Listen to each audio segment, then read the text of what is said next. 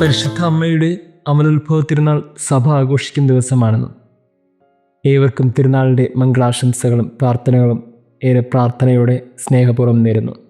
ഒരു കുറവുമില്ലാത്ത പാപമില്ലാത്ത ഒരു സ്ത്രീയായി പരിശുദ്ധ അമ്മ മാറി എന്നുള്ളത് ഈ ദിവസത്തിൻ്റെ ഏറ്റവും വലിയ പ്രത്യേകതയാണ്. ദൈവത്തെ പഴിചാരാൻ ജീവിതത്തിൽ നിരവധിയായ അനുഭവങ്ങളും വേദനകളും ഉണ്ടായിരുന്നു. ചുറ്റുമുള്ളവരുടെ പരിഹാസത്തിലും കുറ്റപ്പെടുത്തലിലുമൊക്കെ മറുപടി കൊടുക്കാനും തർക്കിക്കാനും നിരവധിയായ സാഹചര്യങ്ങളുണ്ടായിരുന്നു. എന്നാൽ ഈ പുറമേ നടന്നതൊന്നും ഇവളുടെ ജീവിതത്തെ ബാധിച്ചില്ല എന്നുള്ളതാണ് പരിശുദ്ധ അമ്മയുടെ ഏറ്റവും വലിയ പ്രത്യേകത. പാപം എന്തെന്ന് പോലും അവൾ ഈ ഭൂമിയിൽ അറിഞ്ഞില്ല. എന്തൊരു അത്ഭുതമാണല്ലേ! ഒരാൾ പാപം എന്തെന്ന് പോലും അറിയാതെ ഈ ഭൂമിയിൽ ജീവിക്കുക എന്നൊക്കെ പറഞ്ഞാൽ